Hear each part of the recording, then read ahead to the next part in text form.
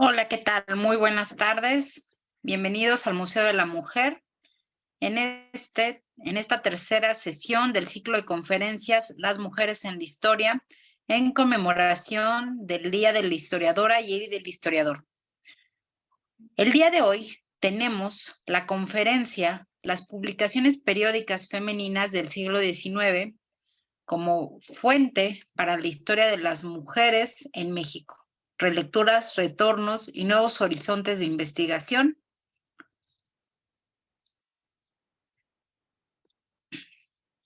Que nos va a impartir la doctora Lucrecia Infante Vargas. Doctora, bueno, bienvenidas y bienvenidos al Museo de la Mujer, centro de difusión de una nueva cultura de igualdad sustantiva entre mujeres y hombres. Doctora Lucrecia Infante Vargas, permítame un momento para leer su semblanza y ya con todo gusto le cederemos los micrófonos. La doctora es doctora en Historia por la Universidad Nacional Autónoma de México. Las líneas de investigación sobre las que ha publicado más de una docena de artículos en revistas y libros editados por diversas instituciones académicas son Historia cultural y política de las mujeres en México en los siglos XIX y XX, Mujeres y cultura impresa, siglos XIX y XX, Moda, prensa y cultura material femenina, siglos XIX y XX, Vínculos teórico-metodológicos de la historia y la literatura, Literatura de viaje decimonónica como fuente para la historia. Actualmente imparte las materias de historia de las mujeres y de género y de literatura. Es histórica en el Colegio de Historia de la Facultad de Filosofía y Letras, de la cual es profesora desde el año 2000. Y a partir del semestre de 2021-1 imparte el curso Taller Transversal Género, Violencia y Ética Comunitaria. Ella pertenece al Sistema Nacional de Investigadores y tiene nivel 1. Muchísimas gracias por su presencia, doctora. Es un honor tenerla aquí. Repito, la conferencia del día de hoy se llama Las publicaciones periódicas femeninas del siglo XIX como fuente para la historia de las mujeres en México, relecturas, retornos y nuevos horizontes de investigación. Les cedo los micrófonos. Muchísimas gracias por su asistencia. Ay, muchas gracias, doctora Samaniego. Le agradezco la presentación. Y bueno, pues también, por favor, extender el agradecimiento a la doctora Patricia Galeana, gracias al cual este museo, ¿no? Es hoy una realidad. Y gracias también a todo el equipo, ¿no? Que hace posible este evento, porque siempre tras bambalinas está toda la operatividad, ¿no? Que nos permite compartir con las audiencias el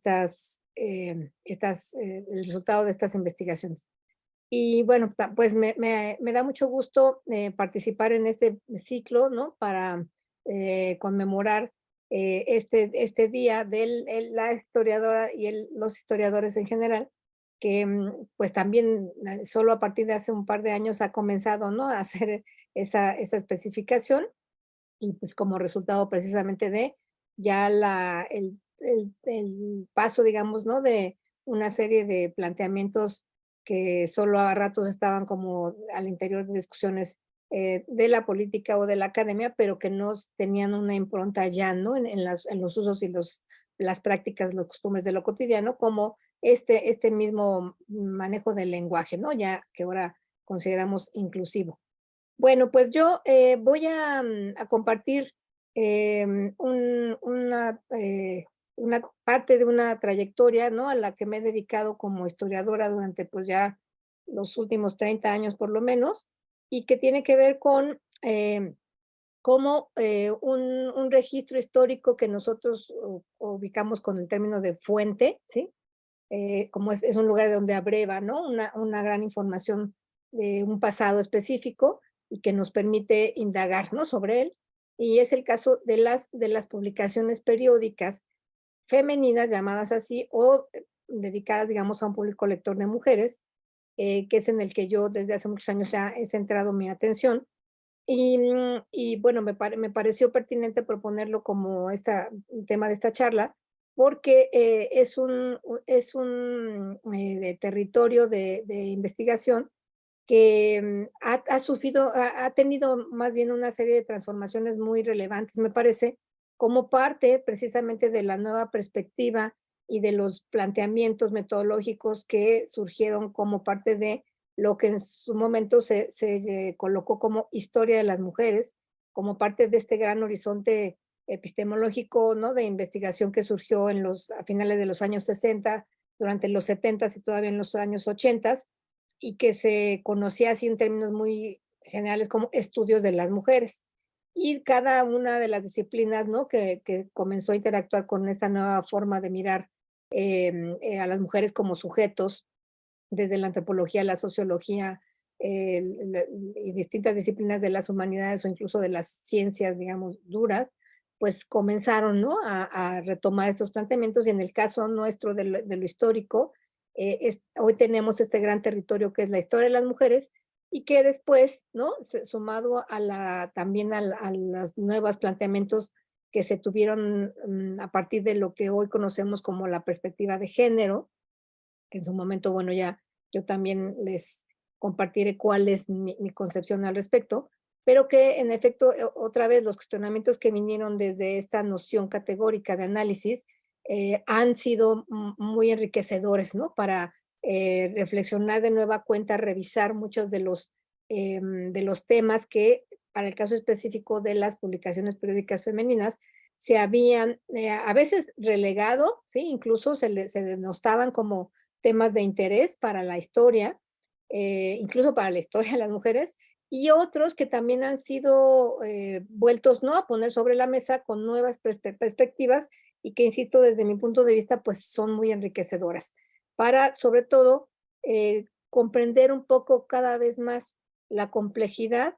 de cómo cada sociedad, cada núcleo, incluso social y cultural, va conformando estas identidades que presumen, ¿no? De lo femenino, de lo masculino, y que se expresan en muchos ámbitos simbólicos, ¿no? De significación y de representación, y de concreción en prácticas de lo cotidiano, que es a partir de los mecanismos o las dinámicas que se introyectan, ¿no? Todas estas formas de pensar, digamos, de lo que se va creyendo y se pensaba que era el deber ser de una mujer, el deber ser de un hombre, o después, pues nada de esto, ¿no? Relacionado con los hoy llamados sistemas binarios.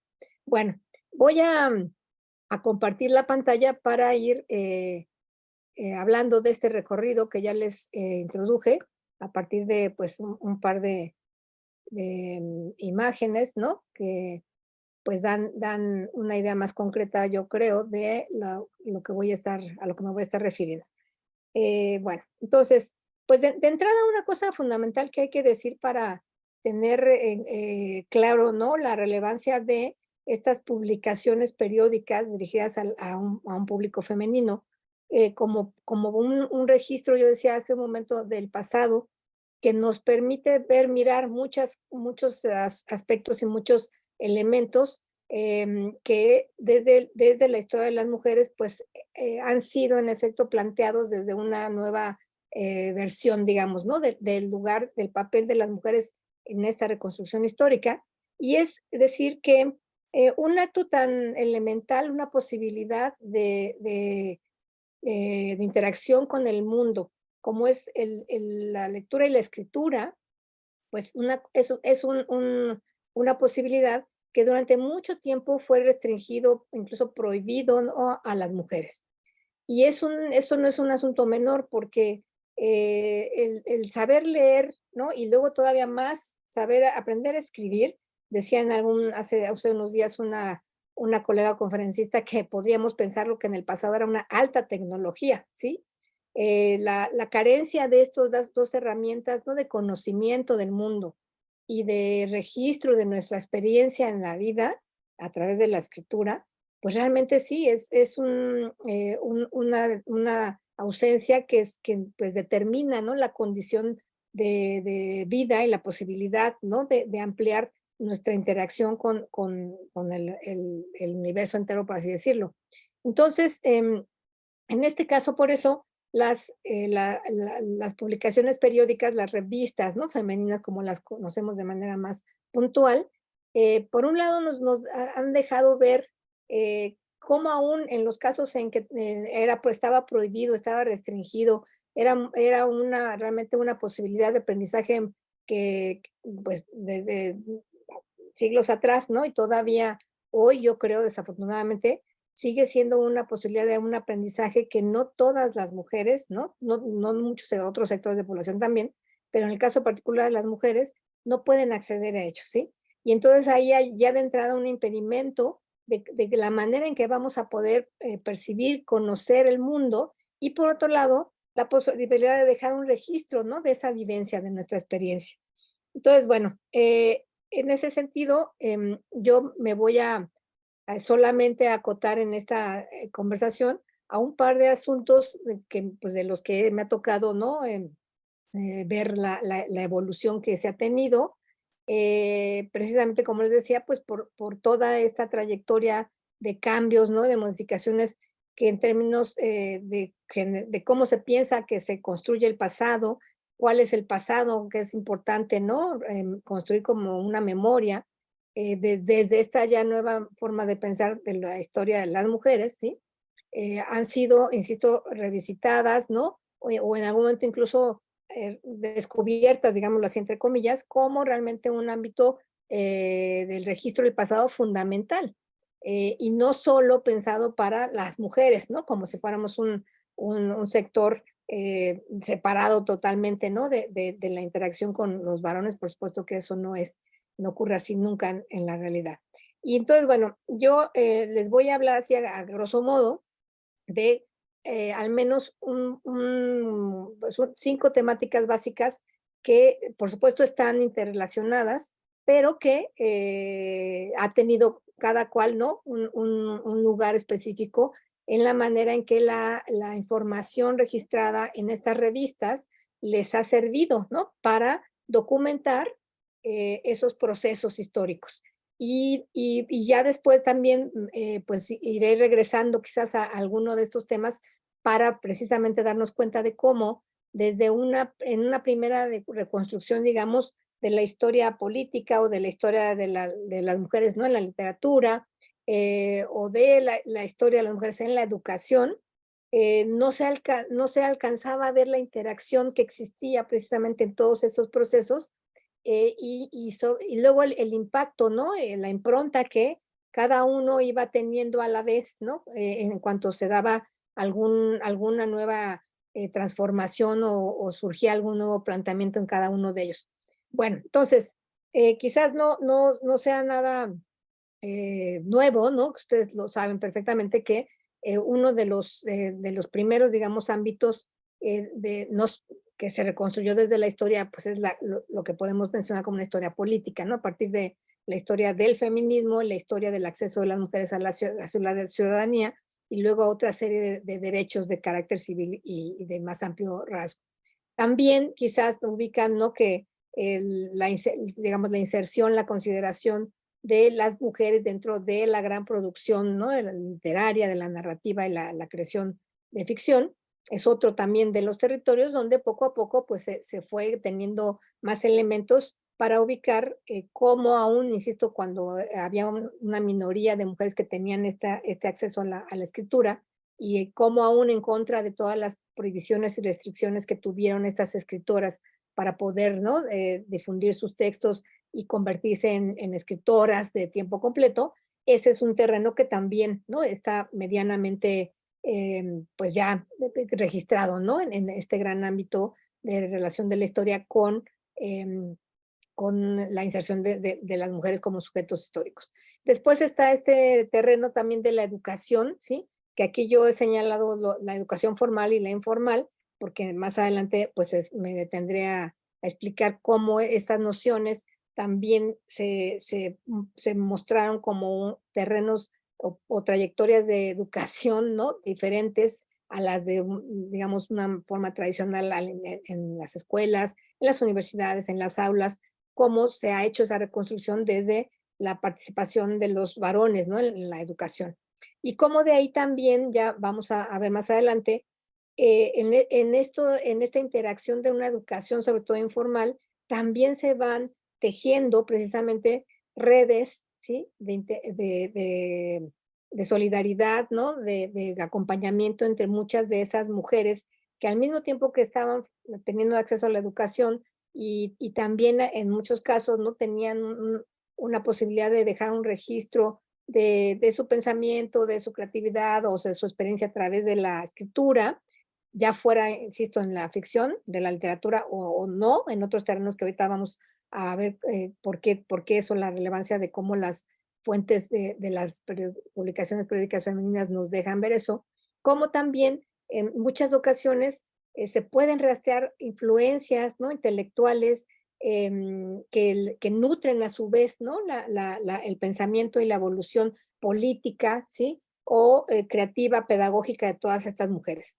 Y bueno, como parte también de todos estos procesos, está este otro terreno que es en el que yo, pues también al que le he dedicado mucho tiempo y que planteé en su momento como un proceso que derivado de todos estos tres que acabo de mencionar, se puede identificar de manera particular como un proceso de la manera en que las mujeres, para el caso además de nuestro país en particular, se incorporaron, ¿sí? A la escritura y a la cultura empresa a lo largo del siglo XIX. Cómo ese proceso de inserción se ha podido rastrear, ¿no? Desde por lo menos finales del siglo XVIII y luego ya con mucha especificidad a principios del XIX, y cómo todo este horizonte de incorporación de las mujeres a la cultura impresa, pues nos deja ver también otras muchas manifestaciones a las que voy a ir ya hacia el final de la charla, y que tienen que ver con estos territorios ya, digamos, de la historia cultural, que así lo podemos identificar hoy en día. Hace 25 años, 30 años, lo que hoy mencionamos como historia cultural estaba más bien dentro todavía de una noción de historia de las mentalidades y que poco a poco, ¿no? Ha ido develando otros aspectos más particulares, como en el caso de la propia configuración de las identidades, y lo cual está muy vinculado con todo esto que podemos identificar hoy como estudios sobre la indumentaria, ¿no? La moda, digámoslo así, la corporalidad y la cultura material, es decir, todos los objetos y la manera en que habitamos los espacios, como todo eso tiene que ver precisamente, ¿no? También con una historia que se construye desde otro lugar de la percepción y del pensamiento que tiene que ver con, pues, con la experiencia misma de las mujeres. Bueno, entonces, voy a empezar por este último proceso que es el que al que me he dedicado a estudiar durante mucho tiempo y en términos generales no voy a detenerme en los detalles, pero bueno, es un proceso a partir del cual yo he planteado que en la medida en que se da un tránsito, ¿no? De una práctica de lectura personal, digamos, ¿no? Privada de ciertas mujeres en particular, a través de estas actividades que también durante mucho tiempo no fueron consideradas como parte de las acciones importantes de educación y de aprendizaje de géneros literarios o de conocimiento mismo por parte de las mujeres, ¿no? Que es la escritura de cartas, de diarios, incluso esta tarea de copiar, ¿no? Y memorizar pues la poesía o textos diversos, y que es un universo de lo que yo señalo como un entrenamiento informal de la escritura, que me fue posible observar precisamente a partir de una publicación periódica, en este caso el Diario de México, un periódico que fue de los primeros, ¿no? En América en difundirse. No es una publicación dirigida solamente a las mujeres todavía, pero aquí resulta que hemos encontrado, ¿no? Una gran cantidad de información de cómo estas mujeres que saben leer, que saben escribir, están comenzando a interactuar, ¿no? Con quienes publican el Diario de México y manifiestan una gran cantidad de pensamientos, establecen polémicas, en fin.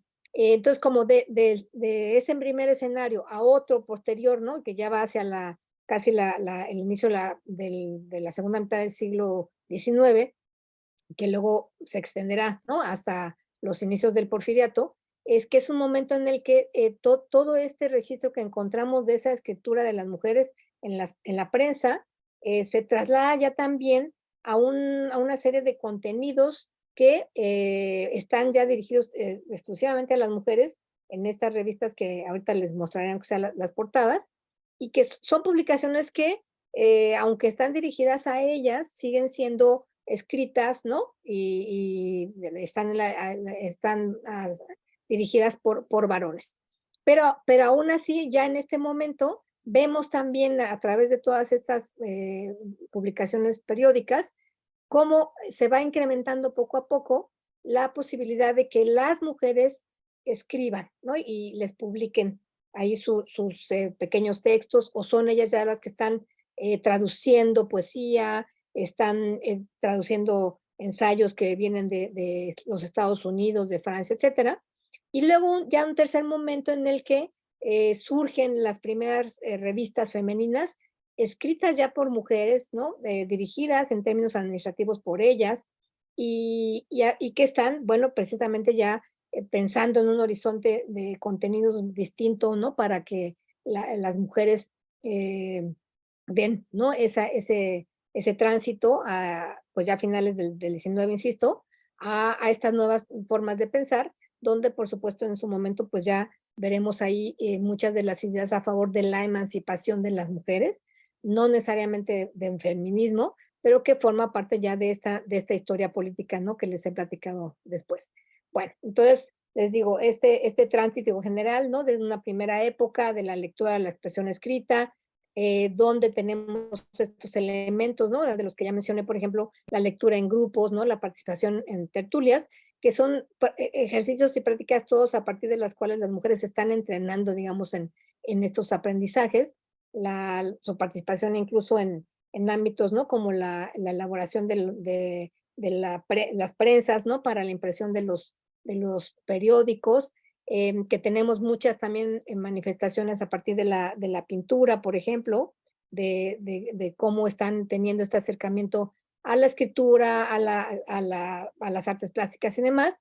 Aquí está la portada del Diario de México que les decía hace rato, y algunas portadas que nada más de manera rápida veremos, ¿no? Que son publicaciones que nos dan información de precisamente cómo además las mujeres poco a poco se van convirtiendo en un público lector muy importante. Y después en esta otra segunda etapa que les mencionaba, cómo se va incrementando, ¿no? Estas prácticas informales de lectura y escritura, y entonces aparecen estas revistas que tienen diferentes periodicidades y que están ya teniendo muy en cuenta que las mujeres son un mercado lector, ¿no? Muy importante. Y cómo a partir de esta consolidación de las mujeres como público lector, precisamente, es que pues surgirá, ¿no? Ya digamos todo una posibilidad de inclusión de estas pioneras, ¿no? En estos territorios para, para lo que vendrá después, ¿no? Que son ya las revistas de mujeres dirigidas por ellas mismas. Disculpen, me voy a poner los audífonos, porque tengo aquí un escándalo.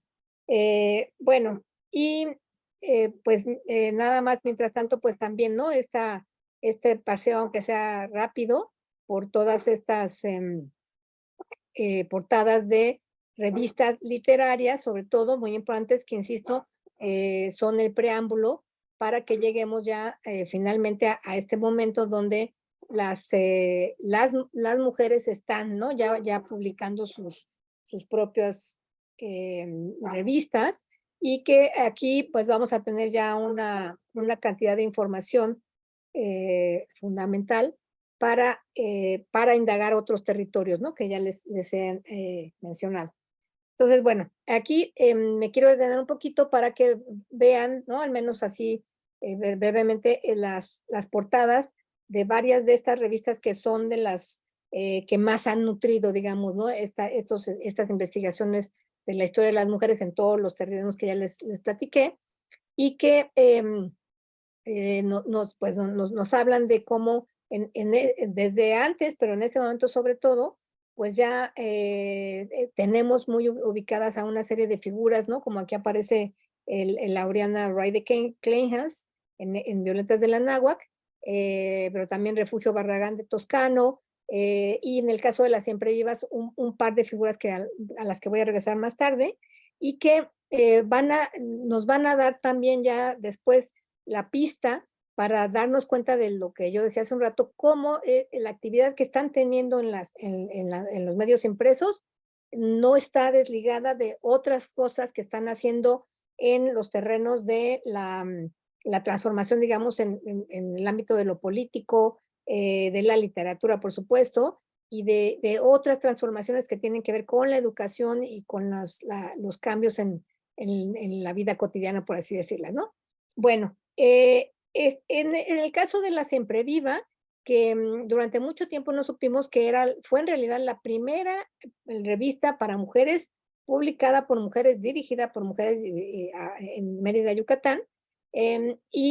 Aquí tenemos también, aunque no hay imágenes, desafortunadamente, pero es importante que desde ahorita la ubiquen, porque fue fundada por 3 mujeres originarias de Mérida, que a su vez tuvieron una participación muy importante en la historia de la educación en la península, y que a su vez también sentarían bases para lo que sería después la celebración de los congresos feministas de 1916.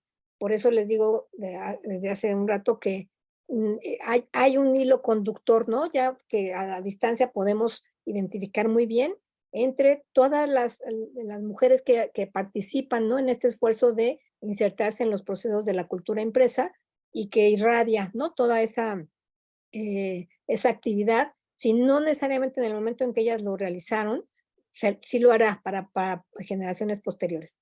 Esta es una de las pocas imágenes que tenemos, ¿no? De Gertrudis Tenor, de Cristina Farfán, perdón, que es una de las participantes y creadoras, ¿no? De la Siempre Viva.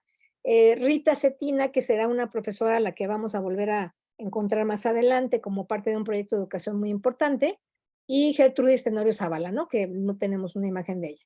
Bueno, esta es la portada de Las Hijas de la Náhuac, otra publicación muy importante que también pues ha dado información muy relevante para la historia de la educación, para la historia política y la historia, ¿no? De las mujeres como escritoras.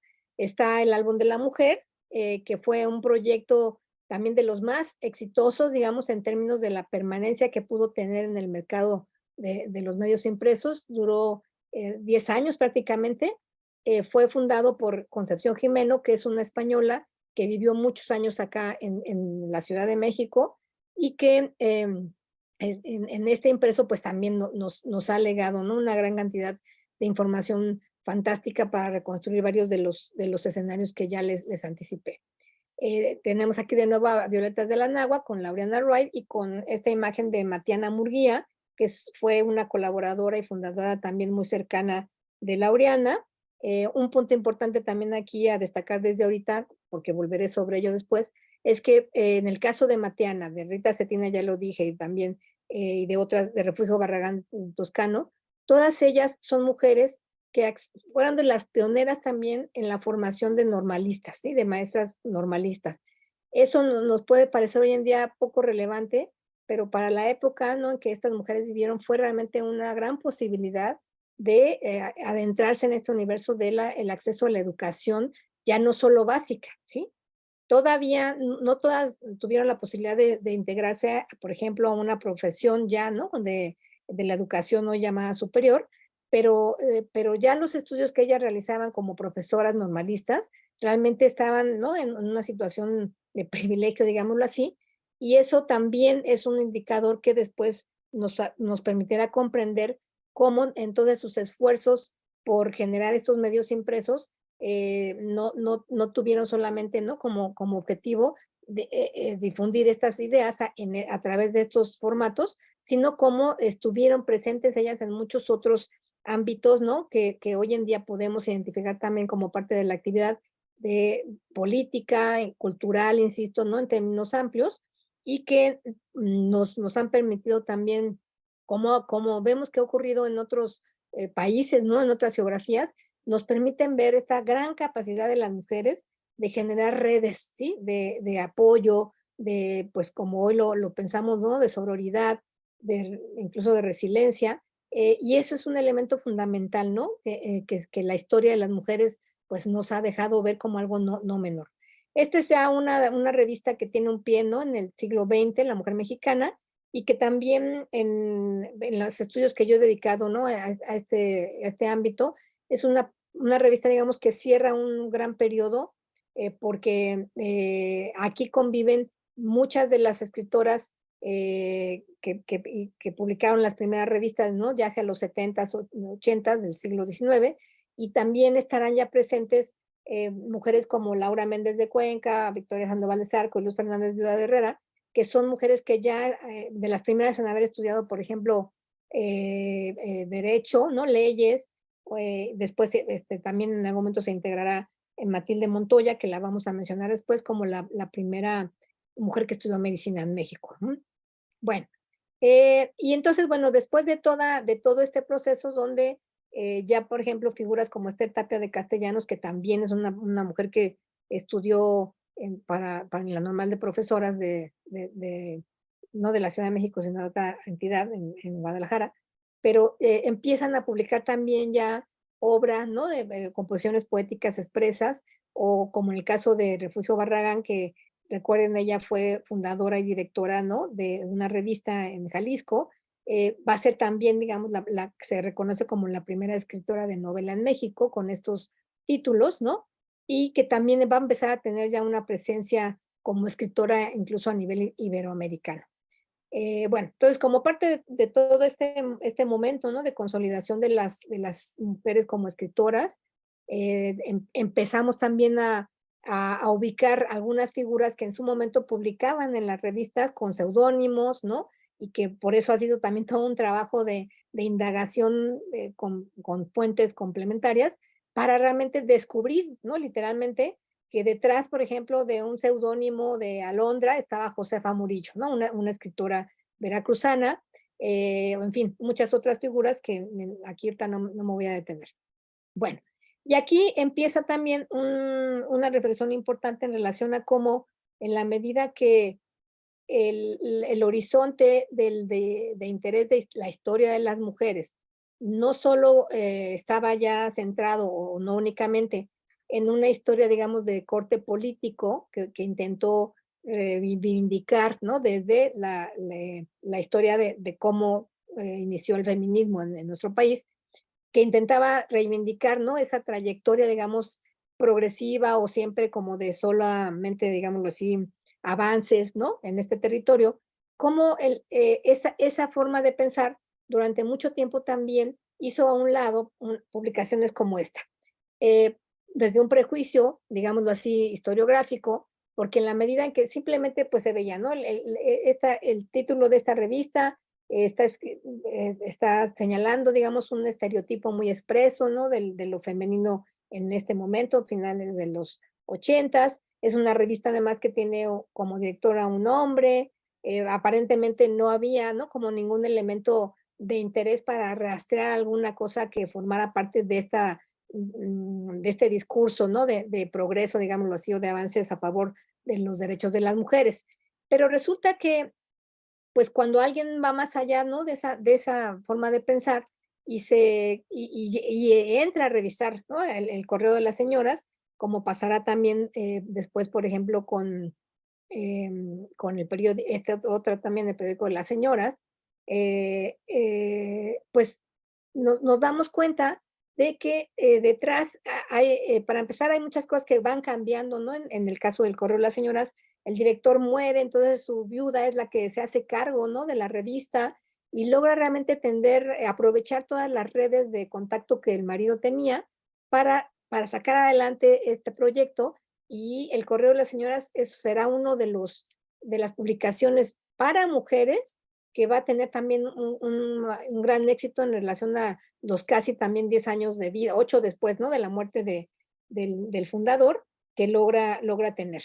Y en el caso del periódico de las señoras, también es muy interesante cómo en la medida en que ya se va o disminuye ese menosprecio, porque desde una perspectiva, digamos, de la historia política tradicional, no interesaba, ¿no? Esta revista porque solo refrendaba aparentemente un estereotipo tradicional, ¿no? De la mujer ángel del hogar, ama de casa, etcétera. Pero en la medida en que eso, bueno, pues se hace a un lado y se empieza realmente a conocer la publicación, pues nos enteramos de cosas que son muy relevantes para hablar hoy en día, por ejemplo, de no solo de esta red, ¿no? De apoyo que yo les mencionaba, sino de la iniciativa de las mujeres, ¿no? De la capacidad de ir más allá de lo que presumiblemente tenían prohibido hacer en su época. En este caso, este semanario, que también mucho tiempo después se precisó que estaba, no solo había sido fundado, sino estaba dirigido y administrado por mujeres. Es una publicación que inauguró, digamos, al menos en este sector de impresos, lo que podríamos considerar como, como el Federal Express, ¿no? O la entrega a domicilio, etcétera. O sea, al lado de la publicación organizaron un servicio de compra, ¿no? De telas, de agujas, de mercería o de revistas, en fin, de muchas cosas que podían interesar a las lectoras que estaban fuera de la ciudad y se los enviaban, ¿sí? Y les cobraban, por supuesto, ¿verdad? Una utilidad por ese servicio. Entonces aquí hemos también descubierto cómo al lado, ¿no? De estas iniciativas impresas que también nos dan información sobre las ideas que tenían en relación al feminismo, a la emancipación, a la educación de las mujeres, y en fin, a otros ámbitos, pero también vemos estos otros elementos que tienen que ver, insisto, con la capacidad de las mujeres de incluso generar actividades empresariales, ¿no? Por así decirlo. Y eso, bueno, pues es una cosa que al principio del uso de las fuentes periódicas, ¿no? Como registros del pasado, pues no se había considerado para nada.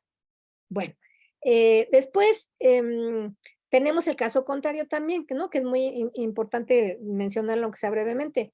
Esta revista, por el propio título que ustedes ven, ¿no? Aparentemente, pues bueno, no, prometía ser, ¿no? Como una publicación donde encontraríamos otra serie de contenidos ya más, digamos, de avanzada, ¿no? Porque se habla de intereses, prerrogativas y derechos, ¿no? De las mujeres. Pero nadie realmente había revisado esta revista. Mucho también hay que decirlo, pues a veces lo que pasaba es que no teníamos acceso, ¿no? A esas publicaciones. Era difícil encontrarlas. En este caso, además, es una publicación que se imprimía y se difundía en Jalapa, en Veracruz. Entonces, bueno, finalmente cuando alguna colega tuvo la oportunidad de revisarlo, pues digamos, fue diferente la expectativa que se tenía, porque es una revista que estaba publicada por una congregación protestante que también tenía pues sus propios, ¿no? De estereotipos muy cercanos todavía, ¿no? Esta idea que el destino natural y social de las mujeres es la maternidad, ¿no? El matrimonio, por supuesto, y desde una condición totalmente de sujeción que pues nada tenía que ver con los derechos de las mujeres. Pero bueno, lo quiero mencionar porque es muy importante, ¿no? Dejar claro cómo en la medida en que se ha ido también ampliando el horizonte de esto que llamamos historia de las mujeres en relación al menos a la información que nos brindaban las publicaciones periódicas, pues hemos encontrado, ¿no? Muchas cosas distintas a lo que se pensaba o que ni siquiera nos imaginábamos. En esta imagen también, por ejemplo, tenemos ya un registro, ¿no? Muy directo, es una fotografía de una clase, ¿no? De taquimecanografía en uno de los proyectos de educación que fueron muy importantes, las escuelas de artes y oficios, que se abrieron, ¿no? Hacia finales del porfiriato, y que pues también, ¿no? Es un ámbito que por momentos no es que no se pensara que hubiera tenido lugar en la historia de la educación en nuestro país, pero que también había sido como hecho de lado porque pues es el entrenamiento de las mujeres para una actividad, ¿no? El de secretarias, después pasaría poco a eso, ¿no? Que desde una historia, insisto, tradicional, ¿no? Del feminismo como que no se consideraba importante de registrar. Y sin embargo, bueno, pues entonces, desde esta nueva forma, ¿no? De pensar la complejidad de la historia de las mujeres y ya más bien desde este horizonte de cómo se construyen las identidades de género, ¿sí? Cómo se va configurando una idea de que lo masculino tiene ciertas características y le corresponden ciertas actividades y prácticas en la vida social y lo contrario a las mujeres, es que entonces, bueno, hemos logrado como realmente enriquecer, ¿no? Mucho este análisis del pasado en este sentido a partir de estas fuentes. Y aquí entramos ya a esta otra parte que tiene que ver ya de manera más directa con cómo la prensa, las publicaciones periódicas femeninas han sido muy útiles a esta reconstrucción de la historia de las mujeres en la educación, sí, que decíamos hace un momento, porque nos han dado información sobre procesos, ¿no? De ampliación de los niveles de escolaridad a las que fueron teniendo acceso las mujeres, en muchos sentidos. Aquí menciono otra vez, ¿no? Eh, la Escuela Normal de Profesoras, que tuvo como antecedente la Nacional Secundaria, y después estas escuelas de artes y oficios para mujeres, que les digo, pues fueron realmente un espacio que significó una gran posibilidad para muchas mujeres de clases no privilegiadas, sobre todo, o sea, mujeres de sectores medios, ¿no? O incluso un poco menos agraciados, que tenían la posibilidad de aprender a leer, escribir y además un oficio, ¿no? Como se le conocía. Y eso es otra cosa muy importante en el registro de nuestra historia de pensar que la independencia, la autonomía económica es un elemento fundamental de siempre, ¿no? Para el caso de las mujeres. Y bueno, también como parte de esta formación en el magisterio, ¿no? Como profesoras para dar clases de la educación primaria, también en la medida en que hemos ampliado este horizonte de búsqueda, la prensa periódica nos ha dado información muy importante, por ejemplo, para empezar incluso, ¿no? A reconstruir historias que han sido totalmente pasadas de lado, ¿no? Y olvidadas, como es el caso de la historia de la educación preescolar, ¿sí? De lo que en su momento pues, se identificaba como el kindergarten, ¿no? El jardín de niños, o educación para párvulos, ¿no? Que fue su antecesor directo, y que hoy en día, bueno, pues es em, un nivel de escolar fundamental, ¿no? El primero de todos, y fue digamos, un proyecto pedagógico fundado por mujeres, ¿sí? Eso muy poca gente lo sabe, e incluso quizás estarán de acuerdo conmigo, todavía hasta hace muy pocos años, incluso la carrera de educadora, ¿no? La formación de una maestra en educación preescolar era muy menospreciada, se tenían como muchos malos dichos, ¿no? En relación a que era una carrera que muchas mujeres pues elegían porque no tenían la capacidad para hacer otras profesiones, etcétera. Y bueno, pues no, o sea, cuando uno va enterándose de todo lo que implicó la fundación de este nivel escolar, de cómo estas mujeres, ¿no? Que son algunas nada más de las relevantes en la implementación de este modelo educativo, cómo fueron mujeres que también rompieron con muchos de los estereotipos de su época. Muchas de ellas salieron, ¿no? Digamos, a países fuera a explorar estos modelos en Alemania, en Francia, en los Estados Unidos, y lo regresaron con los elementos no necesarios para adaptar esos modelos al caso nacional y, en fin, construyeron toda una institución educativa que además también tiene todo un par en términos institucionales administrativos, que pues no es menor, ¿no? Y sin embargo, les digo, es una historia que durante mucho tiempo pues estuvo ahí en el olvido y la prensa así ha sido un registro que nos ha permitido acercarnos, ¿no? A este horizonte, por ejemplo, o al de muchos otros, como pongo aquí, ¿no? El de la Escuela Nacional de Altos Estudios, que es la antecesora de nuestra Facultad de Filosofía y Letras en la UNAM, y en la cual atravesaron, ¿no? Pues muchas figuras también importantes de las primeras mujeres que estaban abriendo camino, ¿no? Para que las mujeres, las mexicanas tuvieran acceso a profesiones que les cerraban las puertas, como la medicina, ya lo dije, la odontología, incluso el derecho y muchas otras. Bueno, está aquí la imagen de las pocas que se tienen, ¿no? De fotografía y luego un grabado de Matilde Montoya, ya dije hace un momento, ¿no? La primera mexicana que estudió medicina, y también de Columba Rivera, ¿no? También una de las primeras en estudiar leyes. Todas ellas también de una forma u otra han tenido que ver con la historia de los medios impresos femeninos, no dirigidos a las mujeres, y por eso las traigo a colación. Ahora, ya regresamos a lo que les decía hace un momento de los vínculos que están ahí ineludiblemente entre la participación de las mujeres en los medios impresos, como escritoras, como editoras, como empresarias, etcétera, la historia política también, y la historia de la educación a su vez, y muchos otros ámbitos, ¿no?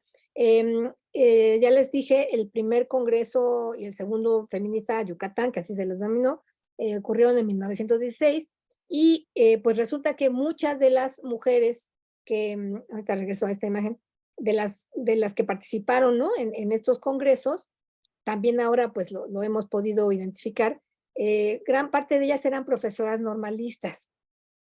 Y si no todas, pero bueno, una buena parte, también, digamos, habían continuado en ese trayecto porque habían participado, pues años atrás, ¿no? Que en 2, 3 generaciones atrás, de este gran proyecto de educación que encabezó Rita Cetina Gutiérrez, que fue el Instituto Literario de Niñas. Esta historia también ha sido recientemente indagada por Piedad Peniche, ¿no? Una historiadora que le ha seguido la pista de mucho tiempo a Rita Cetina. Lamentablemente, les digo, pues la escasa información que de inicio se tuvo al respecto, pues proviene también de esta publicación, y ha sido muy, muy difícil, ¿no? Como lograr integrar más elementos para indagarlo, pero gracias al seguimiento que le ha dado Piedad, pues hoy tenemos, ¿no? Como esta posibilidad de darnos cuenta cómo todo el proyecto de educación que impulsaron estas mujeres pioneras, ¿no? En las revistas femeninas, también forma parte o crearon condiciones sin las cuales no podríamos pensar después que además de los congresos, muchas de estas mujeres, ¿no? Que también pasaron quizás de cerca por las aulas del Instituto Literario de Niñas y después por las aulas de la Escuela Normal de Profesoras de la región, se integrarían, ¿no? A los escenarios de la política de maneras también a ratos muy, muy poco favorables para cada una de ellas, pero entonces vemos aquí otra vez, ¿no? Ese lazo que hay entre una historia política, una historia de las mujeres en la escritura, incluso lo pensamos más de una manera amplia, en la historia, digamos, intelectual, etcétera, ¿no? Y como, por ejemplo, no es gratuito que este proyecto de la Liga Feminista que se inauguró por parte, digamos, del Partido Comunista y otros partidos pues que eran oposición, ¿no? Al gobierno central, nombran, ¿no? Le dan este lugar a Rita Cetina, reconociendo también, ¿no? Como por parte de sus fundadoras, pues la impronta que toda su acción había tenido. También, aunque sea brevemente, pues como parte de estas figuras que nos dejan ver este tejido, ¿no? Que está ahí de manera intrincada inevitablemente, es Hermila Galindo, ¿no? Una mujer que también participó de manera muy relevante en estos congresos de Yucatán de 1916 y que también fue una mujer que impulsó un proyecto de una publicación impresa, La Mujer Moderna. Hermila Galindo también sigue siendo una figura a la que hay que investigar todavía mucho. Ha sido difícil, ¿no? También el acceso a esta publicación, pero de nuevo, ¿no? O sea, la intención de las mujeres de dejar sentado por escrito, ¿no? En una revista, sus pensamientos, su experiencia de vida, sus aspiraciones en relación a todos estos temas, es algo que nos ha permitido ahora, ¿no? Poder reconstruir desde otro lugar todos estos procesos y desde mi punto de vista, pues sí tener muy claro que no podemos deslindar, ¿no? Una actividad de una con la otra. Aquí en el caso incluso de esta otra figura, ¿no? De Amalia Castillo de Ledón, también del norte, que es una mujer que poco saben que también participó, ella estudió de hecho letras, ¿no? Bueno, para dramaturga en la facultad, en la Escuela de Altos Estudios, y después tendría una participación también muy relevante en el Frente Único Pro Derecho de la Mujer, que fue finalmente de las agrupaciones que consiguieron que hacia los años 50, pues las mujeres, ¿no? Tuvieran acceso al sufragio. Bueno, y ya para ir cerrando, voy a pasar este otro ámbito que ha sido de las sorpresas más gratas para mí en relación a estas nuevas formas de mirar, ¿no? La información que nos dan las publicaciones femeninas y que tiene que ver también con otra serie de contenidos en esta sección específica de modas o de crónica social con la que solía aparecer, que durante mucho tiempo fue no solo relegada, sino absolutamente menospreciada por la historia, ¿no? De las mujeres en particular, porque pues se piensa, ¿no? Ahorita regresar a este esquema, que en estas revistas, pues sí, ¿no? Incluso como ven ustedes de las primeras que fueron dirigidas específicamente a las mujeres, como la Semana de las Señoritas Mexicanas, todo los contenidos que tenían que ver, como aquí lo vemos, ¿no? Con bordados y demás labores de señoras, y luego con la parte específica, ¿no? De la moda y de la crónica social, pues eran discursos y perceptivas que refrendan, ¿no? Los estereotipos de lo femenino en aquella época, el rol social de sujeción de las mujeres como hijas, como madres, como esposas, y en efecto, eso está ahí, no estamos discutiendo en contra de que esto, en efecto, era un elemento, ¿no? Que estaba eso, refrendando estos discursos, pero resulta que al mismo tiempo, en la medida que pues vamos conociendo más de cerca cómo se elaboraban estas secciones, ¿no? De las modas y que fueron espacios que en algún momento, al principio los escribían varones, ¿no? O hombres, pero que en realidad lo que pasaba muchas veces era que transcribían tal cual, ¿no? O plagiaban, dijéramos ahora, pero eso, la noción de plagio no existía en aquel momento, textos de revistas españolas, francesas, ¿no? Que podían ser de interés para las mujeres. Estos figurines, de hecho, que ahorita vimos, que les voy a volver a mostrar, pues son eso, o sea, son páginas de revistas extranjeras que se solicitaban, se pagaba, digamos, el costo del envío y se recibían aquí y entonces, bueno, pues transcribían, ¿no? Esas figuras, esa información, a veces se le adaptaba un poco, ¿no? El lenguaje, lo que sea, pero no era realmente algo que estuviera pensado desde una situación local, como luego pasará a finales del 19 y ya a lo largo de todo el 20 y hasta el día de hoy.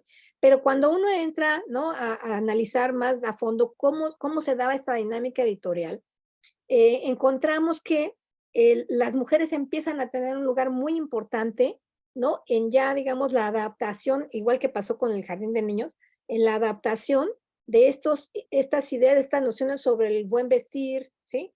Sobre el buen gusto, sobre muchas cosas además que tienen que ver después con, ahí sí ya los estereotipos y las nociones sobre la belleza, ¿sí? Sobre la decencia, ¿no? Con qué deben vestirse las señoritas, las señoras, las viudas, etcétera. Todas estas nociones ya, ¿no? De las diferencias de las mujeres en función de las perceptivas, ¿no? Morales y demás. Pero a lo que voy entonces es que cuando empezamos a indagar ya más a fondo cómo todos estos contenidos, ¿no? Que tienen que ver eh, con estas revistas, ¿no? Aquí en el álbum de damas ya más adelante, lo que nos damos cuenta es como, además de la propia indumentaria, ¿no? Que ya dije hace un momento también, es un elemento fundamental a partir del cual se van a dar, ¿no? A refrendar o a polemizar las configuraciones de identidad de género, de lo masculino o femenino.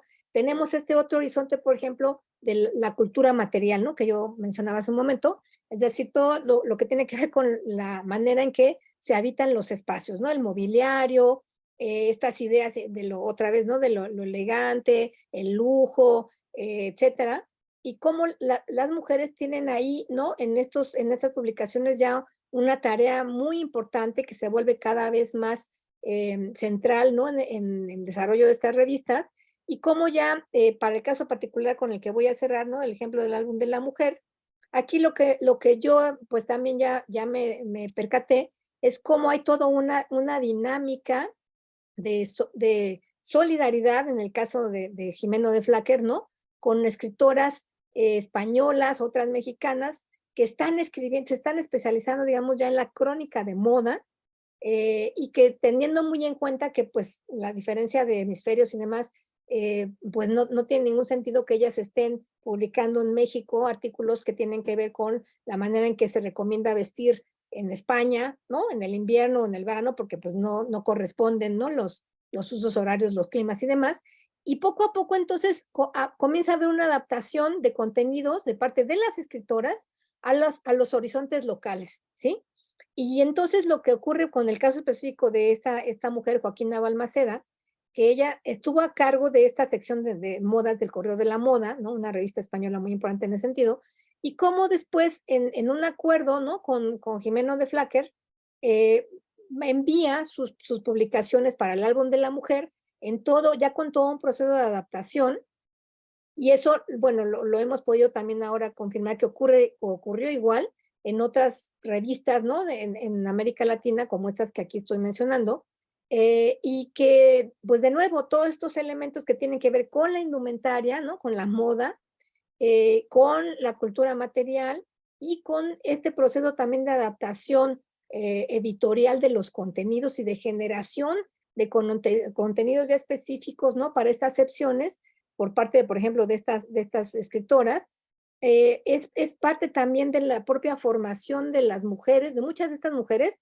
no sé si ustedes identifican algunos nombres, pero la mayoría de ellas, además de entrenarse, digamos, en la escritura de estas secciones, después publicaron novelas, publicaron poesía, ensayos, etcétera. O sea, gracias a este espacio que encontraron, ¿no? Que se abrieron ellas mismas en estas secciones de moda o de crónica social, o de lo que hoy dijéramos como las secciones de decoración, vendrán después, ¿no? De las de cocina y demás, tuvieron la posibilidad de tener una autonomía económica que les permite después, pues sí, centrarse ya, digamos, directamente en la profesión de escritora, ¿no? O de empresaria de la cultura, en fin.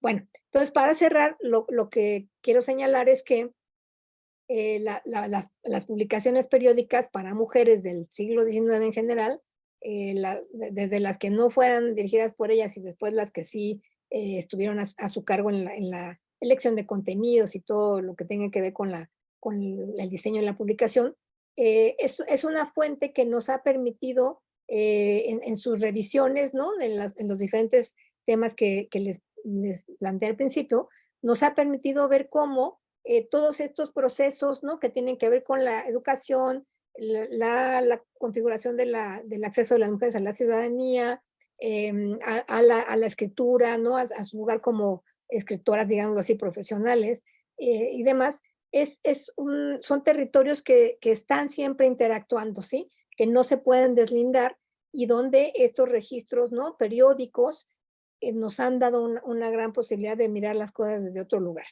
Entonces, bueno, con eso cierro porque ya me excedí del tiempo que tenía planeada, pero bueno, espero que haya despertado interés en algunas de las cosas que comenté. Muchas gracias. Muchísimas gracias. Muy interesante la reflexión que usted nos comenta el día de hoy. Me quedo con esta primera idea de, pues es que para empezar a escribir, empezar a leer, o sea, lo damos por sentado, pero pensando en esta, casi que en el Emilio, ¿no? De Rousseau, que Sofía tenía que quedarse a cuidar a Emilio y todo esto. O sea, nosotras desgraciadamente, damos por sentado que las mujeres siempre hemos tenido esta oportunidad de leer, de escribir, de publicar, y no es un ejercicio que se nos hubiera dado de forma nata. Y entonces este trabajo que usted ha hecho, estas investigaciones que usted ha hecho, pues justo nos muestran estas dificultades para incorporarnos a este campo, para empezar, y bueno, pues cómo se fueron incorporando las mujeres en estas revistas, como usted comenta.